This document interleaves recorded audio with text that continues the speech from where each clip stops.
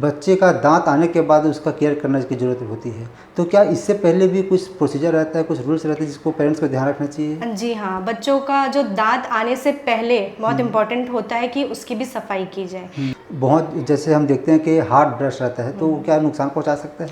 हाँ, बच्चों के मसूड़े थोड़े सॉफ्ट होते हैं, तो इसीलिए आजकल सॉफ्ट ब्रशेस आने लगे हैं, वो यूज़ करना चाहिए। को लगता है कि हाँ, इस प्रकार के जो पेशेंट है ज़्यादा हमारे पास आ रहे हैं। दांत का दर्द लेके आते हैं बच्चे, उसके बाद क्या, जैसे अगर सीक्वेंस से दांत नहीं आ रहा तो उसके लिए भी पहले से कुछ ट्रीटमेंट आप लोग कर सकते हैं? या डिले हो रहा है, तो इन सारे चीज़ों के लिए हमारे पास ट्रीटमेंट अवेलेबल है। नज़रअंदाज ज़्यादा करते हैं लोग, ये खतरनाक हो सकता है आने वाले समय के लिए? हाँ, बिल्कुल खतरनाक हो सकता है, क्योंकि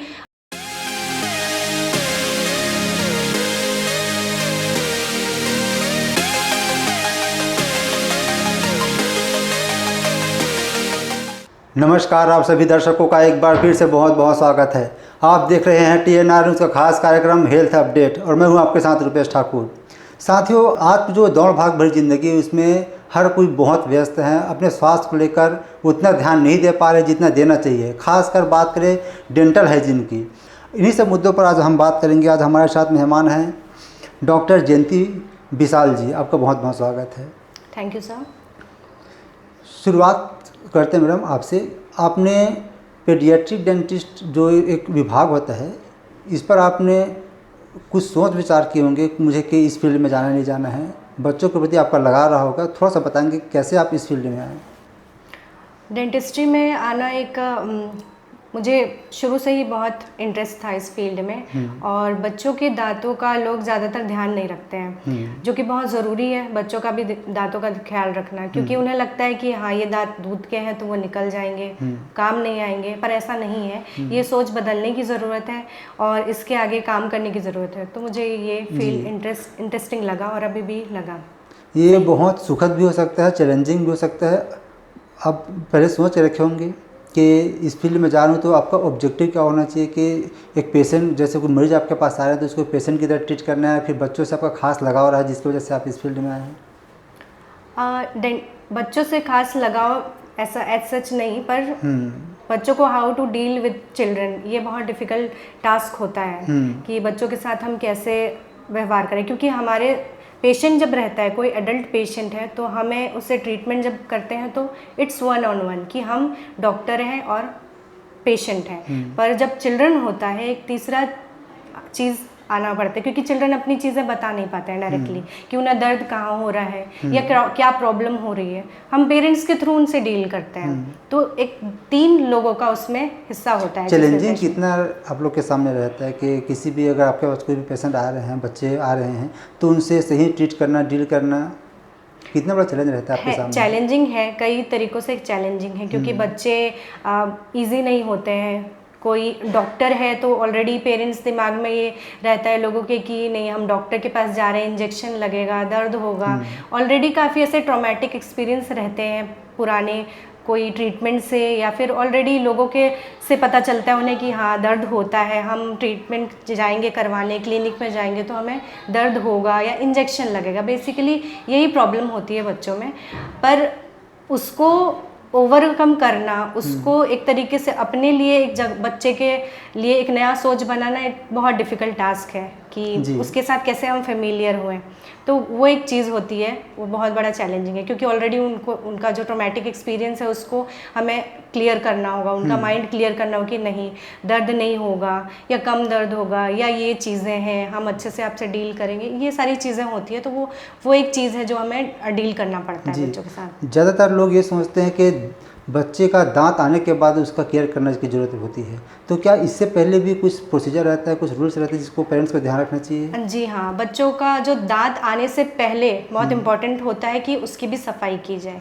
क्यों? क्योंकि मसूड़ा होता है, टंग होता है, क्योंकि वो तो ऑलरेडी प्रेजेंट है हमारे टीथ में, और जब तक आप एक ऐसा एनवायरनमेंट क्रिएट ना करें टीथ के लिए, क्योंकि वो टीथ आने वाला तो हमारे मुंह में ही है, तो हम उसके लिए एक अच्छा एनवायरनमेंट जब तक क्रिएट नहीं करेंगे, मसूड़े का अच्छा मसूड़ा नहीं रहेगा, टंग है हमारे पास तो उसका भी सही कंडीशन नहीं रहेगा, तो जो भी टीथ आएंगे वो भी सही नहीं आएंगे। तो उसकी भी प्रॉपर क्लीनिंग होनी चाहिए, प्रॉपर उसका देखभाल करना ज़रूरी है, ताकि जो भी टीथ आए आपका वो भी हेल्दी हो। जैसे कि बच्चे होते हैं तो उनमें क्या होता है कि जैसे पैदा हुए बच्चे उसके बाद ही पहले हमारे जो पेरेंट्स होते थे, ओल्डर जो होते थे लोग, वो क्या करते थे, कपड़े से क्लीन करते थे। हाँ। अब क्या होते हैं, आने लगे हैं ऐसे फिंगर में ऐसे लगा के क्लीनिंग करने वाले फिंगर ब्रश आने लगे हैं बच्चों के। तो प्रॉपरली हमको गम्स को भी क्लीन करना होता है, हमको टंग को भी क्लीन करना होता है, क्योंकि बच्चे का इम्यून सिस्टम जो है वो थोड़ा वीकर है। हम जैसे ही वो दुनिया में आ रहा है, उसका वो क्या कर रहा है, वो इंटरेक्ट कर रहा है नए एनवायरनमेंट के साथ, सारी चीज़ों के साथ। माँ के पेट के अंदर तो जैसा है वो ठीक है, पर जैसे ही वो दुनिया में आ रहा है, उसका इम्यून सिस्टम थोड़ा वीक हो जाता है।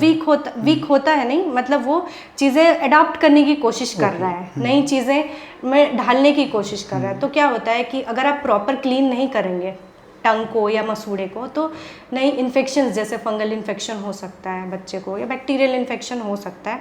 तो प्रॉपरली उसको भी क्लीन करने की ज़रूरत है, वो भी दांत के आने से पहले। ये भी मेरे लिए एक नई जानकारी है जो आप अभी बताएं। खैर, किस उम्र में बच्चों के जो दांत है उसकी समस्या शुरू हो जाती है, और उस समय क्या खास सावधानी रखना चाहिए? बच्चे की उम्र जैसे कि वो चीज़ें खाने लगता है, स्टिकी चीज़ें, जैसे कि 3 साल हो गए या 2 साल हो गए, तब से 2-3 साल से बच्चे जब खाने लगते हैं, चॉकलेट हो गया, कैंडीज़ हो गए, ऐसे स्टिकी चीज़ें खाने लगते हैं, तब से इनकी प्रॉब्लम स्टार्ट हो जाती है। तो वो उसका हमको प्रॉपरली ध्यान रखना पड़ता है। क्या ब्रश से, टूथ ब्रश होता है उससे साफ़ करना ज़्यादा सेफ रहता है, या फिर जैसे आपने बताया कि हाथ के लिए कोई भी कुछ आता है इसमें हाथ लगा के इसको साफ़ किया जा सकता है? तो वो फिंगर ब्रश जो मैं कह रही हूँ, वो दांत के आने से पहले की बात है। और जैसे कि अगर टूथ ब्रश यूज़ कर रहे हैं तो बहुत, जैसे हम देखते हैं कि हार्ड ब्रश रहता है, तो वो क्या नुकसान पहुंचा सकता है? हाँ, बच्चों के मसूड़े थोड़े सॉफ्ट होते हैं, तो इसीलिए आजकल सॉफ्ट ब्रशेस आने लगे हैं, वो यूज़ करना चाहिए। इवन एडल्ट्स को भी हमें सॉफ्ट ब्रशेस ही यूज़ करने चाहिए। हार्ड ब्रश से दांत साफ़ होगा ये मिथ है कि हम हार्ड ब्रशिंग कर रहे हैं उससे साफ़ होगा, ये सही चीज़ नहीं है। सॉफ्ट ब्रश ही यूज़ करना चाहिए। कितना समय तक करना चाहिए ब्रश बच्चों को? बच्चों को दिन में 2 बार ब्रश करनी होती है, सुबह उठने के बाद और रात को सोने से पहले ब्रश करना है। कितना समय ड्यूरेशन का होना चाहिए उसका? वो 1 से 2 मिनट होना चाहिए, उससे ज़्यादा नहीं होगा। जी। बच्चों के भीतर सबसे आम कॉमन समस्या जिसको बोलते हैं, जो आपके पास आते होंगे, तो कौन से आपको लगता है कि हाँ इस प्रकार के जो पेशेंट है ज़्यादा हमारे पास आ रहे हैं? नॉर्मल? हाँ, बच्चों के कॉमनली हमारे पास आते हैं कि दांत का दर्द लेके आते हैं बच्चे, सड़न हो गई है ऐसा लेके आते हैं, या माल अलाइंड है, या मतलब कि दांत टेढ़े मेढ़े आ रहे हैं, या दांत में ओपन बाइट है, या दांत सामने की तरफ है, इस तरीके से आते हैं। स्पेसिंग है, ये सारी चीज़ें लेके आते हैं बच्चे। जी। तो क्या इसके लिए दांत आने से पहले भी कुछ होती है? जैसे कि अभी हम इससे पर चर्चा कर रहे थे कि साफ़ सफाई बहुत ज़रूरी है, तो 1-2 छोटे-छोटे दांत आ गए, उसके बाद क्या, जैसे अगर सीक्वेंस से दांत नहीं आ रहा तो उसके लिए भी पहले से कुछ ट्रीटमेंट आप लोग कर सकते हैं? प्रॉपरली टीथ आने से पहले, मतलब हर एक टीथ का एक प्रॉपर मंथ होता है, एक प्रॉपर ड्यूरेशन होता है, जिसको हम क्रोनोलॉजी ऑफ द टीथ कहते हैं। उसमें क्या होता है, सामने के दांत पहले आ रहे हैं, फिर पीछे के दांत आ रहे हैं, ऐसे होता है बच्चों में। बड़ों में वैसे ही उल्टा होता है कि पीछे जो मोलर टीथ आ रहे हैं वो पहले आते हैं। वो एक सीक्वेंस होता है प्रॉपर। अगर सीक्वेंस नहीं आ रहा है, सीक्वेंस से नहीं आ रहा है, या डिले हो रहा है, तो इन सारे चीज़ों के लिए हमारे पास ट्रीटमेंट अवेलेबल है, और वो प्रॉपरली ट्रीट किया जा सकता है। इवन कि वो उससे पहले क्राउडिंग हो जाए या कुछ माल अलाइनमेंट हो जाए, उससे पहले हम ट्रीट कर सकते हैं उसको। जी। क्या छोटे बच्चों में जैसे जो समस्याएं होती है, सड़न की होती है, कैविटीज़ की होती है, फिर अन्य समस्याएं होती है दर्द वर्द की, तो जो स्टिकी चीज़ जैसे हम खाते हैं, चॉकलेट हो गया, तो चौंच से भी समस्या हो सकती है? हाँ, बिल्कुल हो सकती है। ये जो स्टिकी चीज़ होती हैं, गमी कैंडीज़ आते हैं बहुत सारे, उसमें शुगर की मात्रा जो होती है वो बहुत ज़्यादा होती है। और शुगर क्या करता है, हमारे जो डायरेक्टली तो आप पे टीथ पे एक्ट नहीं करेगा, पर जो वो उसके अराउंड बैक्टीरिया होंगे, वो बैक्टीरिया क्या करते हैं, एसिड प्रोड्यूस करते हैं। एसिड क्या करता है, हमारे इनेमल जो है, टीथ के 3 लेयर होते हैं, इनेमल, डेंटिन और पल्प। तो जो टीथ का बाहरी लेयर है इनेमल, उसको ये काफ़ी डैमेज करता है। जो एसिड प्रोड्यूस होता है जब भी हम शुगरी कोई चीज़ ले रहे हैं, या स्टार्ची फूड जो होते हैं, और जैसे स्टिकी चीज़ें होती है, जैसे मैंने कैंडीज़ बताया। आजकल एक पॉपकॉर्न के साथ कैरेमल यूज़ करने वाला जो आता है, पॉपकॉर्न, कैरेमल पॉपकॉर्न जो आता है, वो भी काफ़ी ज़्यादा प्रॉब्लमेटिक है, क्योंकि ऑलरेडी पॉपकॉर्न आपका स्टिकी होता है, टीथ में वो चिपकता है। हमारे दांत पूरे सीधे नहीं हैं, उसमें कस्प्स हैं, गड्ढे हैं कहीं पे ऐसे उबड़ खाबड़ होगा, आप दांत देखेंगे अपना कभी तो बच्चों के दांत भी वैसे ही होते हैं। तो उसमें प्रॉपरली स्टिकी चीज़ें जो हो जाती हैं वो फंस जाती हैं वहाँ पे। तो कैरामलाइज जो हम आजकल पॉपकॉर्न खा रहे हैं तो वो क्या होता है, पॉपकॉर्न के साथ वो कैरामल और भी उसको स्टिकी बना देता है और भी वहाँ पे एसिड प्रोड्यूस होगा और भी डैमेज क्रिएट करेगा। तो ये जैसे ही इनामल का परत निकल जाएगा उससे कैविटी होना चालू हो जाता है। तो वो बेसिकली बैक्टीरिया ही होते हैं जो एसिड प्रोड्यूस करते हैं और कैविटी करवाते हैं। किस उम्र में ज़्यादा ध्यान देने की जरूरत होती है? जैसे ही मैंने कहा कि बच्चों का 2 से 3 साल में जैसे ही वो बच्चा खाने लगा है चीज़ें, तब से हमें स्टार्ट करना पड़ेगा, क्योंकि ऑलरेडी हम जैसे माँ खिलाती है तब तो ऐसे वो लिक्विड होगा, सेमी सॉलिड फूड होते हैं वो खिलाती है, पर उस टाइम भी पेरेंट्स को ध्यान रखना चाहिए, घर वालों को ध्यान रखना चाहिए कि वो फूड उनका वहाँ जाके एक्यूमुलेट ना हो, कहीं पे प्रॉपरली क्लीन हो। इसके लिए ये भी है कि वाटर इनटेक भी बच्चों का ज़्यादा करवाना चाहिए, क्योंकि वो वाटर वॉश ऑफ कर लेता है जितना भी चीज़ें हैं। ज़्यादातर लोग ये समझते हैं कि जो दूध का दांत रहता है वो उतना इम्पोर्टेंट नहीं होता है, ये झड़ जाता है, इसलिए केयर बहुत कम होती है, मतलब नज़रअंदाज ज़्यादा करते हैं लोग। ये खतरनाक हो सकता है आने वाले समय के लिए? हाँ, बिल्कुल खतरनाक हो सकता है, क्योंकि ये बहुत बड़ा मिथ है कि दांत जो दूध के दांत हैं वो इम्पॉर्टेंट नहीं है। वो बहुत इम्पॉर्टेंट है। एक तो बच्चा अगर अब छोटा है तो उसके बेसिक खाने का जो दांत है वो वही है, पहला चीज़। दूसरा ये चीज़ है जो हमारे टीथ होते हैं, प्राइमरी टीथ कहते हैं या मिल्क टीथ कहते हैं या जो दूध का दांत हम कहते हैं, उसमें ये है कि ये एक नेचुरल स्पेस मेंटेनर होता है। मतलब कि हमारे परमानेंट टीथ आने वाले हैं जो नीचे होते हैं वो आने वाले हैं, तो ये एक स्पेस मेंटेन करके रखता है ताकि ये जो आने वाला है इसके लिए जगह बना के रखे और प्रॉपरली वो स्पेस क्रिएट करके रखे उसके लिए। अगर ये सड़ गया, पहला ये ऊपर वाला दांत प्राइमरी टीथ अगर सड़ गया और निकल गया किसी तरीके से, तो ये जो स्पेस है वो नहीं रहेगा जो परमानेंट टीथ आने वाला रहेगा। तो हर एक दांत का एक टाइमिंग होता है कि वो उस टाइम पे इरप्ट होगा, तो जो टाइम पहले इरप्ट होने वाला रहेगा वो पहले उस स्पेस पे आ जाएगा और जिसके लिए जगह बना के रखना था उस टीथ को वो नहीं आ पाएगा। तो इस तरीके से ये माल अलाइनमेंट जिससे कह रहे हैं, टेढ़े मेढ़े दांत जो कह रहे हैं हम, वो इस तरीके से आते हैं। तो प्रॉपरली इसका मेंटेन करना पड़ेगा हमको। प्राइमरी टीथ के लिए भी उतना ही केयर ज़रूरी है जितना कि हम एडल्ट टीथ के लिए या परमानेंट टीथ के लिए करते हैं। कभी कभी छोटे बच्चों के मुंह के अंदर बहुत सारे दांत आ जाते हैं, 3, 4, 5, 6, एक के पीछे एक, एक के पीछे एक, तो ये कितनी बड़ी समस्या है? इसके पीछे कारण क्या हो सकता है? इसे क्राउडिंग कहते हैं सर। बहुत सारे दांत तो नहीं है, दांत आगे पीछे आ जाते हैं। दांत तो हमारे उतने ही हैं, वो आगे पीछे आ जाते हैं। जैसे तो वो मेरी एक पहचान की है, जैसे कि जो सामने का दांत रहता है ना उसके पीछे वो उनकी उम्र लगभग 11-12 साल की है और 8-9 दांत के पीछे में है, जैसे अगल बगल में लाइन से। तो इस प्रकार की भी समस्या हो सकती है? हाँ, हो सकती है जब ये प्राइमरी टीथ भी नहीं गए हैं और परमानेंट टीथ भी आ गए हैं। क्योंकि प्राइमरी टीथ उसको हम कहते हैं रिटेन्ड प्राइमरी टीथ। अगर प्राइमरी टीथ या जो दूध के दांत हैं वो झड़ नहीं रहे हैं और दूसरी जगह जहाँ पे भी स्पेस मिल रहा है वो परमानेंट टीथ आ जा रहा है, तो इस तरीके से ये आ जाते हैं। तो उसके लिए भी प्रॉपरली हमको प्राइमरी टीथ निकाल के उसका ट्रीटमेंट करना पड़ता है, जिसको ऑर्थोडोंटिक ट्रीटमेंट कहते हैं। वो स्पेशलिटी होती है अलग हमारी डेंटिस्ट्री में, उससे कंसल्ट करके आप दिखा सकते हैं, वो ट्रीट करवा सकते हैं। जी, फ्लोराइड कंटेनिंग। जैसे हम छोटे बच्चों को ब्रश कराते हैं तो कई बार क्या करते हैं, बच्चे टूथपेस्ट को निकल जाते हैं, तो ये कितना खतरनाक हो सकता है? और साथ ही साथ ऐसा कौन सा टूथपेस्ट हम लोग यूज़ करना चाहिए जो बच्चे के हेल्थ के लिए सही हो और उसके दांत के लिए सही हो? निकलने से एज सच उतना कोई प्रॉब्लम नहीं होगा बच्चों में भी, पर आजकल मूज़ टूथपेस्ट आने लगे हैं। मूज़ जो उनका कंसिस्टेंसी अलग होता है थोड़ा नॉर्मल टूथपेस्ट से। लेकिन आजकल ज़्यादातर जो पेरेंट्स रहते हैं जो खुद करते हैं वही पेस्ट बच्चों के लिए भी यूज़ करते हैं। बच्चों के लिए एक्चुअली फ्लोराइड जो रहता है वो अलग अलग डिसाइडेड होता है। Fluoride content basically fluoride cavity से हमको बचाने के लिए टीथ में टूथपेस्ट में होता है, तो हमको वही टूथपेस्ट यूज़ करना चाहिए जिसमें फ्लोराइड कंटेंट हो। फ्लोराइड कैविटी से बचाता है अपने को, इसीलिए। तो जो चिल्ड्रन होते हैं उनके लिए एक निर्धारित जो ppm होता है फ्लोराइड उसकी मात्रा होती है उतने ही में यूज़ करना चाहिए। जैसे कि 6 महीने से, सॉरी एक मिनट, एक कट हो जाएगा ना? हाँ, कट हो जाएगा मैडम, कोई दिक्कत नहीं। हाँ, तो बेसिकली 6 ईयर्स तक जो है बच्चे होते हैं, 7 से 8 महीने में बच्चे का टीथ आ जाता है। जो प्राइमरी टीथ है वो आ जाता है 2 साल तक। 1000 ppm वाले टूथपेस्ट जितने भी हैं, 1000 ppm कंटेनिंग फ्लोराइड जितने भी हैं, वो टूथपेस्ट यूज़ कर सकते हैं। दूसरा, उसके बाद 6 साल से ज़्यादा जो बच्चे हैं उनमें 1400 से 1500 ppm फ्लोराइड कंटेनिंग जितने भी टूथपेस्ट हैं वो यूज़ कर सकते हैं। जी, ऐसा बोलते हैं कि अगर कोई बच्चा ज़्यादा समय तक अगर फीडिंग कर रहा है, स्तनपान कर रहा है, तो उनके दांत खराब हो सकते हैं। या फिर जैसे कि कोई लगातार बच्चा बहुत लंबे समय से अगर बॉटल का दूध उसका है ना, उससे दूध पी रहे हैं तो उनका दांत खराब हो सकता है। क्या दोनों में कुछ अंतर है कि सच्चाई के बस मिथ है ये? नहीं, ये मिथ नहीं है।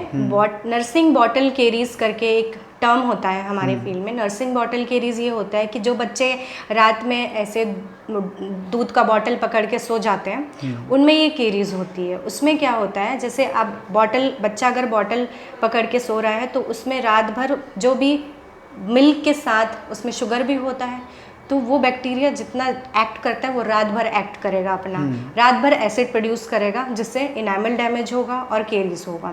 ये होता है। उसमें आप देखेंगे कि ज़्यादातर ऐसे बच्चों के दांत, सारे दांत सड़े हुए होते हैं, ठीक है। उसको अर्ली इनामल केरीज भी बोलते हैं कि सारे इनामल उनके डैमेज होते हैं और केरियस हो जाते हैं। तो इनके सारे दांत ऐसे सड़े होंगे एक्सेप्ट लोअर, जो सामने के इंसाइजर्स होंगे।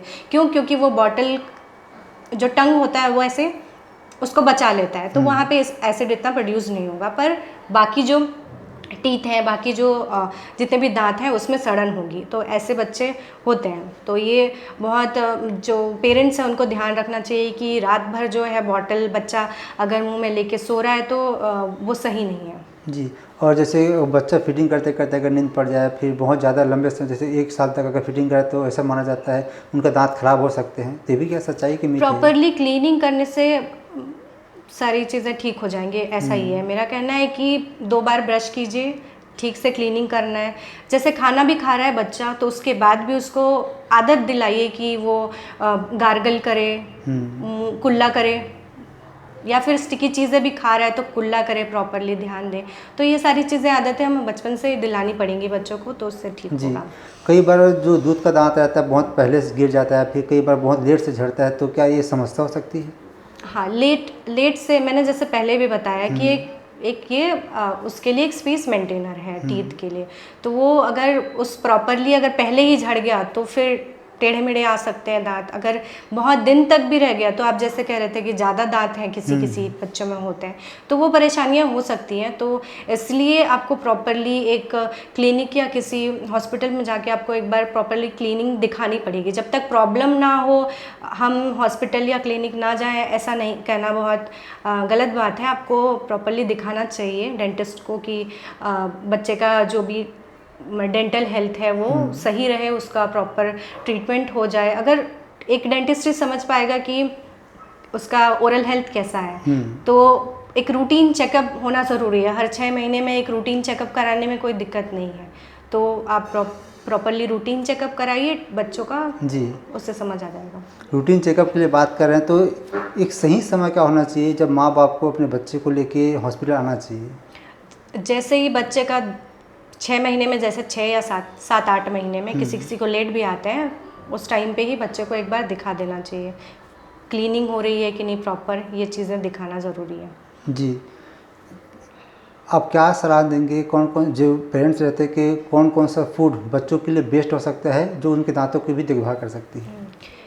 दांतों की देखभाल करने के लिए ऐसी चीज़ें जो बच्चों के ग्रोथ में हेल्प करे, बोन ग्रोथ और टीथ ग्रोथ दोनों में ही हेल्प करे, जैसे कि जिसमें कैल्शियम होता है, जैसे मिल्क हो गया, योगर्ट यानी कि दही हो गई, ये सारी चीज़ें काफ़ी हेल्प करेंगी उसके ग्रोथ में, बोन ग्रोथ में भी और टीथ में भी। क्योंकि टीथ में कैल्शियम फॉस्फेट हमारा एक बहुत बड़ा कंटेंट है टीथ का, तो वो प्रॉपरली जब तक बॉडी में उसको नहीं मिलेगी तो प्रॉपर ग्रोथ जो है टीथ की नहीं हो पाएगी, तो वो होना चाहिए। दूसरा, स्टिकी फूड जो है वो बिल्कुल अवॉइड करना चाहिए। उसकी वजह आप उसको लीफी वेजिटेबल्स खिलाइए, उसको एप्पल खिलाइए, ऐसी चीज़ें खिलाइए जो दांत से अच्छे से सफाई हो जाए, है ना। स्टिकी चीज़ें में क्या होगा, वो पूरे टाइम चिपक के रहेगा तो एसिड प्रोड्यूस होगा, तो उससे कैविटी होने के चांसेस ज़्यादा रहेंगे।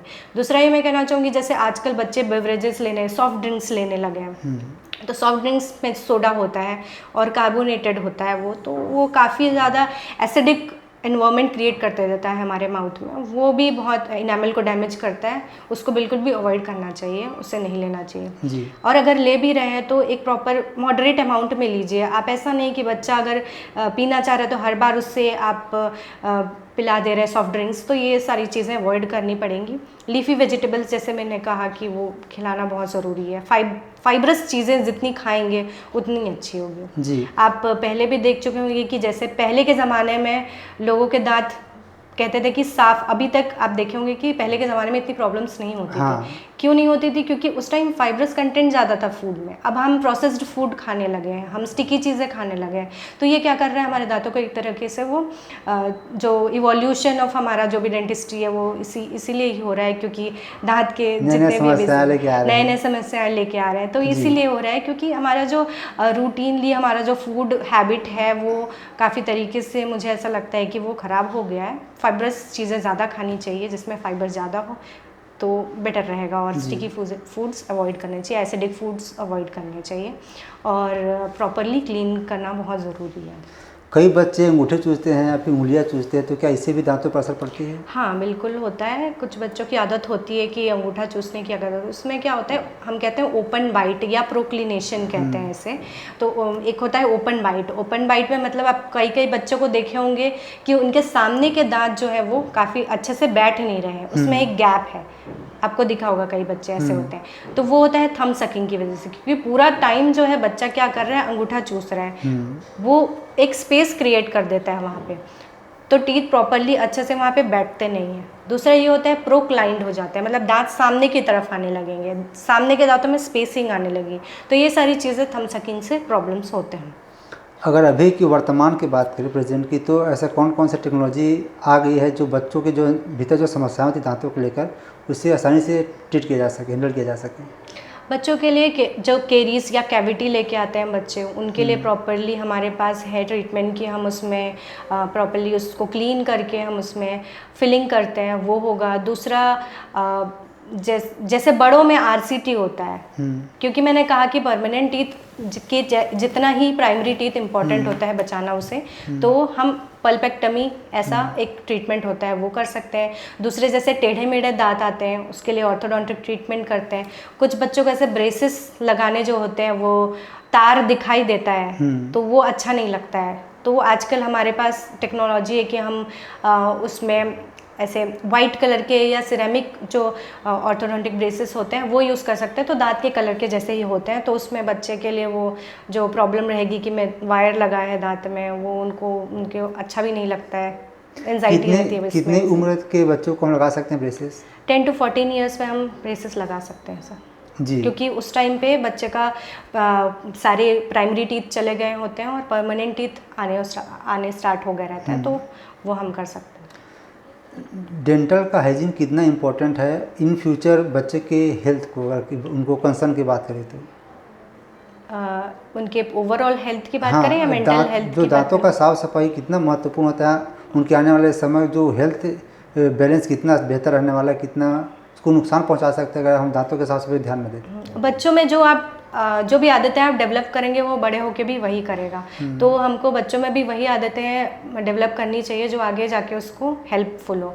तो दांतों के लिए भी उसको उतना ही अवेयर कराना होगा कि दांतों की प्रॉपर सही सफाई करे वो, तो बड़े होके भी वो प्रॉपरली केयर करेगा उसकी। प्रॉपर 2 टाइम्स जो ब्रशिंग कह रही हूँ मैं वो करना रहेगा, गार्गलिंग करना रहेगा, कोई भी स्टिकी चीज़ खाए तो वो उसको सफाई करना ज़रूरी है, वो चीज़ें रहेंगी ताकि बड़े होके भी वो आदतें वो प्रॉपरली वो फॉलो कर सकें।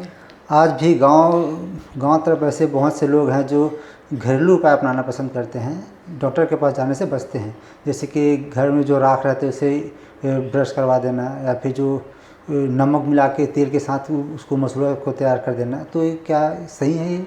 नहीं, वो चीज़ें नहीं करनी चाहिए हमें, क्योंकि कोयला से या फिर ऐसे नमक से क्योंकि वो स्टैंडर्डाइज चीज़ नहीं है हमारे दांतों के लिए कि आप कोयला से कर रहे हैं, दांतें घिसने लगेंगी ये चीज़ें करके। आपको प्रॉपर ब्रश भी यूज़ नहीं करते हैं वो लोग, ऐसे काठी कहते हैं हमारे गांव में उसे, या फिर जो लकड़ी का बना होता है ब्रश वो यूज़ करते हैं बहुत से, तो वो स्टैंडर्डाइज नहीं है, तो हमें प्रॉपर वो ब्रश ही यूज़ करना चाहिए टीथ क्लीन करने के लिए। दूसरा ये है कि इन चीज़ों से दांतें घिसती है, जैसे मैंने कहा कि वो फिर बाद में प्रॉब्लम्स क्रिएट करेंगी जी। तो इसे अवॉइड करना चाहिए। नमन डेंटल क्लिनिक में क्या स्पेशल है, अगर बात करें कंपैरिजन में दूसरे डेंटल हॉस्पिटल की, जो बच्चों के लिए विशेष यहाँ सुविधा अवेलेबल कराते हैं? पहली बात तो नमन डेंटल हॉस्पिटल में ये है कि बच्चे काफ़ी ज़्यादा कंफर्टेबल फील करेंगे, क्योंकि एक ऐसा इन्वायरमेंट है यहाँ पे बच्चे को लेके वो डरे नहीं। सबसे बड़ा चीज़ यही होता है कि डर भगाना इम्पॉर्टेंट होता है बच्चे का, तभी ना जाके आप आगे का ट्रीटमेंट स्टार्ट करेंगे। दूसरा, यहाँ रूटीन जो ट्रीटमेंट है वो अवेलेबल है, कि कंसल्टेंसी अवेलेबल है, वो आप कर सकते हैं। ऑर्थोडोंटिक ट्रीटमेंट जो मैं कह रही हूँ, टेढ़े मेढ़े दांत आ रहे हैं तो उसे ठीक करने के लिए आप यहाँ पे कंसल्ट कर सकते हैं। कैविटी जो क्लीनिंग हो रही है या क्लीनिंग कर रहे हैं हम कैविटी, और मसाला भरने का फिलिंग जो होता है वो भी प्रॉपरली यहाँ पे होता है। तो ये सारी चीज़ें यहाँ पे होती हैं। क्या ये जो जितने भी आप बता रहे हैं ट्रीटमेंट बहुत महंगा होता है? महंगा इन द सेंस, हमारे डेंटल हॉस्पिटल या डेंटल जो भी मटेरियल आते हैं उस हिसाब से ही होते हैं। हम सोचते नहीं है कपड़े खरीदते टाइम कि ये 1500 की ड्रेस है या कितने 2000 की ड्रेस है, हम ऐसे ही फेंक देते हैं पैसे। पर हम दांत के लिए हमेशा ये सोचते हैं कि ये इतना महंगा क्यों है। हम आज 1000 की भी किसी को ट्रीटमेंट बताएंगे तो उन्हें ये महंगा लगता है, पर आप हार्ट सर्जरी करवा रहे हैं कहीं पे जाके, या कोई ट्रीटमेंट करवा रहे हैं, मेडिकल ट्रीटमेंट करवा रहे हैं, तो आप वहाँ पे नहीं पूछ सकते। हमको आज कंसल्टेंसी में भी लोग पूछते हैं कि आप इतने चार्जेस क्यों ले रहे हैं, पर वो चीज़ गलत है, क्योंकि oral health is as important as overall body health. क्योंकि ओरल हेल्थ ही रिलेटेड, आप जो खा रहे हैं आपकी बॉडी में वही जा रहा है और वैसा ही आपका बॉडी बन रहा है, तो इसीलिए आपको प्रॉपरली ओरल हेल्थ का ध्यान रखना ज़रूरी है। तो ट्रीटमेंट महंगा है और नहीं कराना है तो ये तो बहुत गलत बात है, क्योंकि आपको लॉन्ग टर्म के बारे में सोचना ज़रूरी है। और जो हमारे मटेरियल्स आते हैं, जो हमारा ट्रीटमेंट चार्जेस होते हैं, वो हर चीज़ें अलग अलग, हमारी जो मशीन्स होती हैं वो उसकी भी प्राइजेज़ हैं, वो तो डिसाइडेड है। तो वाई नॉट ट्रीटमेंट, तो ट्रीटमेंट तो होना ज़रूरी है ना। तो ये सारी चीज़ें हम ऐसे ही, मतलब पॉपकॉर्न खा ले रहे हैं हम 1000 रुपए के, और ट्रीटमेंट कराने में हमको बहुत प्रॉब्लम हो रही है, तो ये चीज़ें सही नहीं है जी। तो ट्रीटमेंट के वही होता है। आपका बहुत धन्यवाद, आप समय निकाले हमारे साथ चर्चा किए। अब कुछ क्या स्पेशल मैसेज देना चाहेंगे पेरेंट्स को, ताकि वो समझे और अपने बच्चे का जो दांत है उसके ओवरऑल हेल्थ है उसको केयर करने के लिए कुछ मैसेज देना चाहेंगे आप? हाँ, मैं यही मैसेज देना चाहूँगी कि जो ओवरऑल हेल्थ है, हमारे ओरल हेल्थ से बहुत कुछ रिलेटेड होता है। तो हमारे बच्चे का जब शुरुआती ही हम अपने उसके मुंह का ख्याल रखें, उससे ओरल हेल्थ का ख्याल रखें, तो वो प्रॉपरली उसकी ग्रोथ होगी। बहुत सारे बच्चों में ऐसा सोशल एंजाइटी रहती है कि उसके दांत टेढ़े मेढ़े आ रहे हैं या प्रॉब्लम्स हो रहे हैं उसको, तो वो चीज़ें पेरेंट्स ही रहते हैं कि वो सिखा पाएँ उनको उतना अवेयर कराना पड़ेगा बच्चे को कि वो आगे जाके अपने दांत का ख्याल खुद भी उतना रख सकें। आपका बहुत धन्यवाद।